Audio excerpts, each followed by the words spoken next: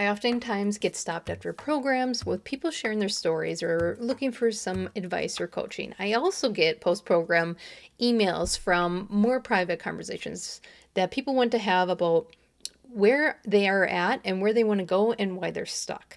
So, a recent leader emailed me about a situation that I think is very common, which is why I'm bringing it to the Burnout Diaries. Here's the email. Hi, Kelly. A few months ago, I was promoted into a leadership role because I was one of the high performers on the team. I never actually managed people before, but I led projects and new processes. I know the technical side of work, but now I'm expected to coach people, handle conflict, and have performance conversations, I guess motivate a team. Most days I feel incompetent. I spend my time second guessing decisions and wondering if my team can tell I'm making this up as I go. Part of me wants my old job back, but my position has already been filled. Yep, that's a lot of people, right? How can I approach this discussion with my boss? Now, this is actually a fairly normal experience that people have. And even as an HR person, I would see leaders go through this transition. They would go through this transition of being the top performer on the technical team or the engineering team or customer service.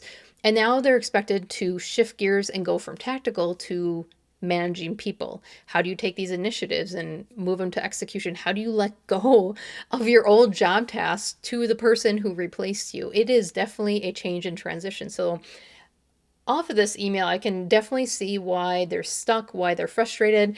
They've looked at even going back, and now they need to open the conversation to their boss. Now, this is critical because if you can't approach this conversation in a solution orientated manner, you're only giving this person one option, and that's to leave the company.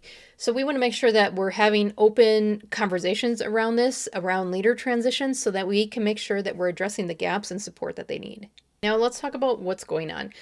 You can see in this email that they had technical expertise, or they were kind of the expert in their previous position, which might be they were the most productive. It might be that they were the most reliable. It might be that they got the most sales. Whatever they were good at, people saw that as potential to have the ripple effect, to expand that to others, that they can mentor and guide others, which is why they stepped up to the leadership role. Now, leadership skill sets are good communication, conflict resolution, influence over the team and the path that they're going.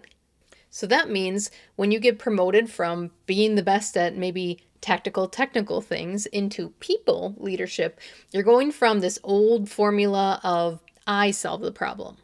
I'm the problem solver. I'm the one with all the ideas, to a new formula of I guide others to be successful. I guide others to solve the problem. And that's a complete kind of context switch, a mental shift in how you approach your workload, how you design your days, and the conversations that you're having. So this new identity shift when you step into a leadership role is uncomfortable. And that discomfort can lead to imposter syndrome or thinking you don't belong there. Now, this incompetence doesn't come because you can't lead people. It's because of that messy middle in the shift. You've lost certainty. Before, you were in control of the tasks that you were completing or the project steps.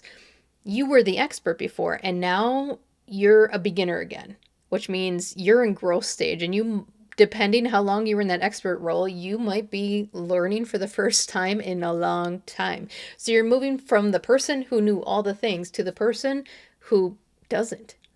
The second thing that's happening is leadership is messy, and some people aren't comfortable or used to that mess.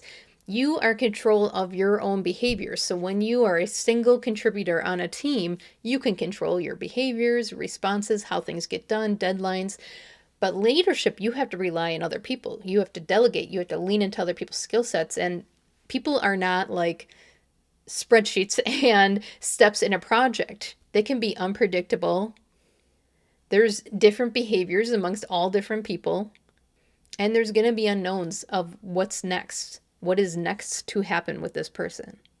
Now, the other thing that's happening that sounds like in this situation happened too is many organizations will promote that high performer that's really good at their job first and then develop them. Even when I work with organizations, I'm building out these leadership programs and workforce energy management programs. They are training them after the leader has already established their position over the team. And it's a very checklist approach. Like, hey, Kelly, can you come in for 2 hours to train them? Well, we're not going to see a lot of behavioral change, sustainable change in 2 hours. That's why I do more bite-sized session programs so we can hold accountability and build on to the skill sets, work through actual scenarios that they're running into. And so when you promote someone before they are trained, they are now learning trial by fire. Now, depending on your generation, you're like, well, that's how I learned. Yeah, and wasn't it clunky? And wasn't there a lot of mistakes made that could have been prevented? We want to get ahead of that. We want the leaders to have experiences and not babysit the process, but we also want to make sure they have the right tools and the right amount of reps before they step into that role. So if you're going to promote a technical expert, maybe they lead a very large project before they step into that role. Maybe they just take a hold of 2 people on their team before you give them 14. And those little like micro steps into leaderships help them not only try out new tools and navigate different conversations, but you give them that grace period of this transition. So here's what I would recommend to any leader, similar to the person who emailed me this, is 3 very practical steps. One is stop comparing yourself to your old role. You're not in that role anymore. You're in a more people, external focus role, so you can't compare apples to oranges. Technical, tactical type of positions are task orientated. That's why you could become an expert in it. Leadership is more about human behavior. And so focusing around that will help you move forward versus how to get things done in a technical, tactical way. That's where you're going to be leaning on your team the most. And it's also going to allow you to let go of those old position responsibilities. The second thing that you can do is focus on one leadership skill per month. So maybe you start with feedback. You're going to practice feedback. You're going to practice feedback through email, in meetings, in your one-on-one conversations with your employees. You're going to practice that to get the reps in. Okay, you're getting more comfortable with that. The second month, I want you to focus maybe on accountability. What accountability words are you using? What accountability discussions are you having before things get out of hand? Maybe the next month is working on delegation. So do you see where you're not tackling all the leadership concepts and skill sets all at once? You're building on one and another in a very intentional way. So you stopped comparing yourself against your old role, which is not the same. You are going to be building onto your skill sets, your leadership skill sets, focusing on one topic a month. The third thing I want you to do is redefine success. What does success look like in the leadership role?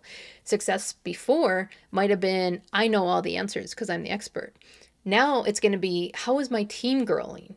How is my team being successful in their skill sets? How can I support them? How can I get the hurdles removed so they can step into that skill set more? So shifting what success looks like, and that will be dependent on your operations, your team, your leadership style. But when you can look at it through that lens, you start to see some of your other behavior patterns and complexities start to shift to a more external team support than the tactical, technical expert that you used to be. And based on this email, let's just call it out. If you care about how you're showing up in your role, how you're showing up for your team, you're probably already a good leader. If you don't care that much about people or learning in these skill sets, maybe it's not a right fit for you, and you can have that conversation with your boss about other roles, responsibilities, or functions that you might be able to fill within your organization. But honoring the transition from the expert to the leader and the little steps and shifts you need to make is going to aid you on this journey.